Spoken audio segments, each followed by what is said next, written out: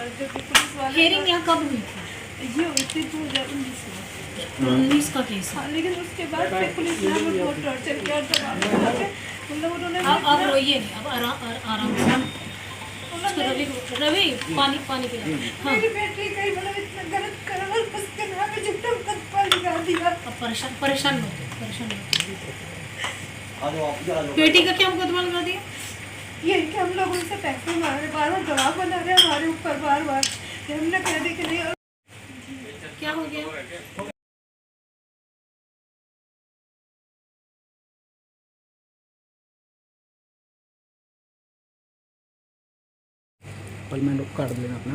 Nation news India में आपका हार्दिक स्वागत है। आज हम भारत की राजधानी दिल्ली के अंदर हम बात कर रहे हैं एससी आयोग से और हमारे बीच में है डॉक्टर अंजू बाला जी, जो कि वरिष्ठ कार्यकर्ता भी हैं और वरिष्ठ सांसद भी रही हैं। और आज आयोग के अंदर जब हमने शुरू में इंट्रोडक्शन लिया और काम करने की बात आई तो मैडम ने बोला कि मैं इस पद से खुश हूं और कुछ करके दिखाऊंगी और कुछ करने ही आई हूं। मैडम, आपका नेशन न्यूज इंडिया में आपका हार्दिक स्वागत है।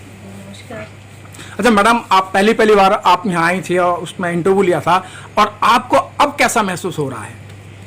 मुझे बताते हुए खुशी हो रही है कि जब मैं फर्स्ट टाइम आपसे मिली और मैंने एक बात आपको शेयर की थी कि आज जैसा आप देख रहे हैं मैं यहाँ कुछ करने आई हूँ और कुछ करके ही जाऊँगी। ये मेरे वर्ड तब भी थे और आज ये वर्ड थोड़ा सा तब्दील होंगे कि मैंने अभी 1.5 साल का हमारा कार्यकाल पूरा हो रहा है और मैंने जो बातें कही थी कि मैं करने आई हूँ करके जाऊँगी और मैंने उसको कर भी दिखाया है।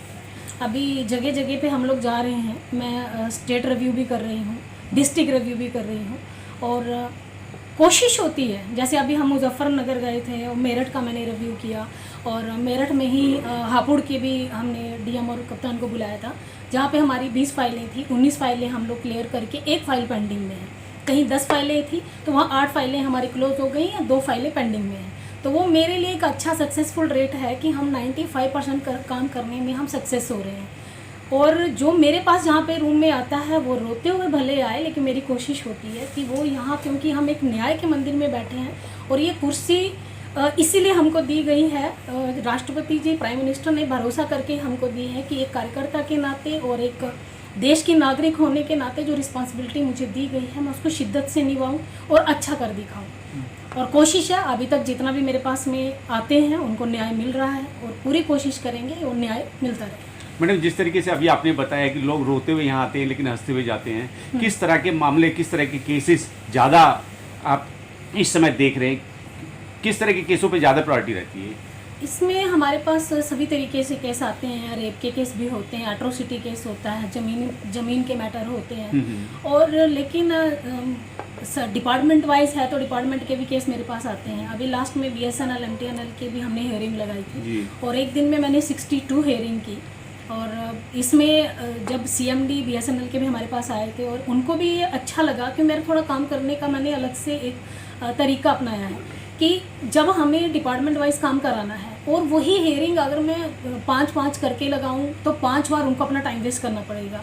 तो वो हमने डिसाइड किया, मैंने, हमारे भोला जी हैं PS, मैंने इनसे बात की कि हमने बैठ के एक रणनीति बनाई कि क्यों नहीं हम MTNL BSNL के एक साथ डिपार्टमेंट का पूरा केस ले लें, पूरा दिन उसके लिए रखें ताकि CMD का भी टाइम वेस्ट ना हो, जो भी चेयरमैन आए, GM आए, उनका टाइम वेस्ट ना हो, प्लस मेरा पटिशनर जो दूर से आता है, क्योंकि CMD बैठेंगे, उनकी नॉलेज में होगा, सामने सामने काम हो जाएगा। और उनसे छोटे अधिकारी आएंगे तो वो कभी होता है कि नहीं वो तो सर करेंगे, उनसे हो पाता है, लेकिन उनके पास भी वो टाइम निकाल के जब बैठते हैं उनको भी लगता है कि आज एक ही दिन में सारी हियरिंग कंप्लीट हो जाएंगी। मैडम भी सीरियस है और वो भी, मुझे खुशी है कि इसमें अधिकारी भी पूरा साथ देते हैं और टाइम टू टाइम जो बात हम सामने बैठ के पटिशनर भी करता है, CMD सामने बोलते हैं और बहुत सारे केस हमारे उसमें रिजॉल्व हो गए और हम उसमें सक्सेस हो रहे हैं। और हमारी कोशिशें इसी तरीके से, जैसे रेप केस भी आते हैं, FIR नहीं हो रही है, क्या रीज़न रही, क्यों नहीं हो रही है, तो वो सामने बैठ के SP कप्तान को हम आदेश दे देते हैं, कप्तान बैठते हैं, DM बैठते हैं, आदेश होता है, तुरंत उस पर कार्रवाई हो जाती है।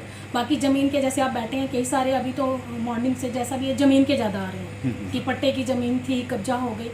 कभी कभी हो सकता है नज़र अंदाज हो गया है, लेकिन जब वो कमीशन में पहुँच जाता है, नीचे होता तो तभी है जब नीचे सर पे बात नहीं सुनी जाती है। और यही आदेश हम देते भी हैं कप्तान से और DM से भी कहते हैं कि कमीशन में आने की ज़रूरत इनको नहीं होनी चाहिए। होती तभी है जब आप लोग नहीं सुनते हैं, और हमारी भी ऐसी कोई मंशा नहीं होती है कि हम आपको जिला छोड़ने पे कि आप हम हेयरिंग के लिए बुला रहे हैं और आपको जिला छोड़ के हमारे पास आना हम भी नहीं चाहते हैं। लेकिन पटिशनर की एक उम्मीद होती है कि हमें मैडम इंसाफ मिलना चाहिए, और हमें इंसाफ हम तभी दिला पाएंगे क्योंकि डीएम और कप्तान दोनों की उपस्थिति में ही सारे केस उन्हीं के सामने सॉल्व हों। अगर आपने वहीं बैठ के करा दिया होता तो शायद कमीशन में आपको आने की ज़रूरत नहीं होती। इसीलिए ये मैसेज भी मैं उनको देती हूँ कि अगर लेटर कभी भी कमीशन का जाता है इग्नोर नहीं होना चाहिए, और इग्नोर इसलिए नहीं होना चाहिए, कमीशन में फिर आपको आना पड़ेगा। और आपको वो कभी कभी इनको लगने लगता है कि कमीशन में ही हमको क्यों बुला रहे और डीएम ही क्यों आए, कप्तान ही क्यों आए। लेकिन हमारा बुलाने का मकसद होता है कि मैं बार बार हियरिंग नहीं करती हूँ। मेरी फर्स्ट और लास्ट हियरिंग होती है। मेरे पटिशनर को इंसाफ चाहिए, वो इंसाफ अगर आप पहले ही दे दिए होते तो मेरा पटिशनर मेरे पास नहीं आता। कोशिश यही है, मैसेज अभी भी आपके चैनल के माध्यम से भी, क्योंकि नेशनल न्यूज़ है, आप अपने जितने भी और भी मीडिया के भाई हैं, मेरा एक ही मैसेज है सभी अपने अधिकारियों के लिए कि आप हमारा लेटर जाता है उसको इग्नोर बिल्कुल मत करिए। हम 15 दिन का टाइम देते हैं, आप उसमें सीरियसली एक्शन ले लीजिए। आप एक्शन लेंगे, हमारे पटिशनर को सेटिस्फाइड करिए, आपको कमीशन में आने की ज़रूरत नहीं है। लेकिन अगर आप सीरियसली नहीं हुए, पटिशनर को प्रताड़ित किया गया, फिर कमीशन आपको उसमें नहीं छोड़ेगा। देश के प्रधानमंत्री कहते हैं कि इस देश के अंदर जो शोषित पीड़ित वंचित तबका है, अगर उनके साथ शोषण होता है, अत्याचार होता है, तो कहीं ना कहीं उनकी गरिमा को ठेस पहुंचती है। क्या उस बात को आप प्रायोरिटी पे लेते हैं? देखिए, देश के प्राइम मिनिस्टर हमेशा, क्योंकि उन्होंने खुद भी उस गरीबी के जीवन से निकलकर आज वो देश का बेटा सबके दिलों में बस रहे हैं, तो उन्होंने ये सारी चीज़ें महसूस की हैं। वो नहीं चाहते किसी के साथ भी गलत हो, इसीलिए बार बार उनकी प्रायोरिटी ये रहती है किसी के साथ गलत नहीं होना चाहिए। और हमारी भी वही मंशा है कि किसी के साथ भी अगर गलत होता है तो कमीशन उसको बिल्कुल भी माफ़ नहीं करेगा, और हम अपने जो भी न्याय की उम्मीद लेके हमारे पास आते हैं उसको न्याय दिलाने में आखिरी मोमेंट तक हम पूरी कोशिश करेंगे। मैडम, जिस डिस्ट्रिक्ट के अंदर डॉक्टर अंजू बाला जाती हैं, उनके अधिकारी और डीएम हैं चाहे एसएसपी हैं, उनके कान खड़े हो जाते हैं। तो मैडम, ये आपके अंदर जो एनर्जी है ये कहाँ से आ रही है? देखिए, ये वर्ड तो मैं नहीं कह सकती हूँ, ये सबकी एक रिस्पेक्ट है। और मेरा थोड़ा काम कराने का तरीका, करने का तरीका, क्योंकि मैं मेंबर ऑफ पार्लियामेंट, इससे पहले ब्लॉक प्रमुख रही, मेंबर ऑफ पार्लियामेंट रही, सदन में भी कोशिश करती रही, अपने जो मेरी लोकसभा मिश्री रही, 3 जिलों में रही, सीतापुर, कानपुर, हरदोई, उनकी आवाज़ भरने का मुझे मौका मिलता रहा। क्योंकि जब आपको जनता चुनती है तो आपके सुख के लिए नहीं चुनती है कि मैं जाऊं और आराम से अपना रूम में रेस्ट करूं, वो उनके आराम के लिए हम होते हैं। उनके मुद्दे प्रतिदिन जो भी आता है पार्लियामेंट में उठाओ, मैंने कोशिश की और उनके मंशा से ही बनती हूं। और रही बात जिले लेवल पे डीएम और कप्तान नहीं चाहिए कि हर किसी न किसी में सर्वगुण होते हैं, और कोई सर्वगुण संपन्न नहीं होता, लेकिन जो हुनर होता है उसको पहचानना चाहिए। कभी कभी घर में बैठा वो छोटा सा बच्चा, वो भी बड़े काम का होता है। कहते हैं कि मां जी तेरे कश्ती के तलबगार बहुत है, मां जी तेरे कश्ती के तलबगार बहुत है, इस पार कुछ मगर उस पार बहुत है। जिस शहर में खोली तुमने शीशे की दुकान, जिस शहर में खोली तुमने शीशे की दुकान, उस शहर में पत्थर की खरीदार बनी। बहुत अच्छी बात।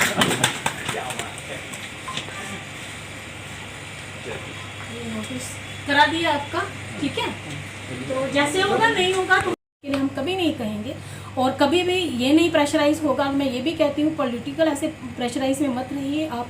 आपको जो भी पद्धति मिली है, पढ़ लिख के अपने बूते पे आए हो, इसीलिए लोग आते हैं तो उम्मीद लेके आते हैं। मेरी कोशिश है कि मैं जिस जिले में जाऊँ तो काम करा के वापस आऊँ। मैडम, आप एससी आयोग के अंदर बैठी हैं, और एससी के जो लोग हैं, एससी एसटी के लोग हैं, आपसे बहुत बड़ी उम्मीद लेके बैठे हुए हैं, उनके लिए क्या संदेश देना चाहती हैं? मैं उनको यही निवेदन भी करना चाहती हूँ, विनती भी करना चाहती हूँ, बिल्कुल भी डरिए मत, अपने राइट्स को समझिए। और बाबा साहब ने आपके लिए संघर्ष किया है, वो संघर्ष व्यर्थ नहीं गया है, और वो आपके लिए, अगर ये कमीशन है, आपके लिए बहुत सारी योजनाएं हैं जिसको इम्प्लीमेंट कराना हमारे भी प्राथमिकता रहती है। जिले लेवल पे मैं इसीलिए मॉनिटरिंग जो सिस्टम भी रखा गया है, चाहे प्रधानमंत्री जी की भी दिशा की बैठक होती है, उसमें भी ये मुद्दे आते हैं कि कौन सी योजना आपके लिए पहुंच रही है। मैं सभी अपने जो वर्ग हैं उनसे ये कहना चाहती हूँ कि आप मेरे से उम्मीद कर रहे हैं, और इस उम्मीद को ना उम्मीद मैं कभी होने नहीं दूंगी। हर लास्ट मोमेंट तक मेरी कोशिश रहेगी कि आपके अधिकारों की लड़ाई हम लड़ें और जो मेरे पास आए आपको न्याय मिले और जो योजना भी आती हैं वो भी आपके तक अधिकारी पहुंचाए। इसका भी मैं आपको पूरा आश्वासन दिलाती हूँ कि आप मेरे पास आए। भले ही आते हैं, मैं रोज़ देखती हूँ, आते हैं लोग, आंखों में आंसू होते हैं, लेकिन मेरी कोशिश होती है जब वो मेरे रूम से जाएं तो कम से कम अब अगली बार वो खुशी के आंसू लेके जाएं और वो रोने वाला जो दिल में एक हिम्मत हार के आते हैं कि हमारा कोई नहीं सुनता, ऐसा नहीं है। आपके लिए कमीशन है और कमीशन आपको सुनता है।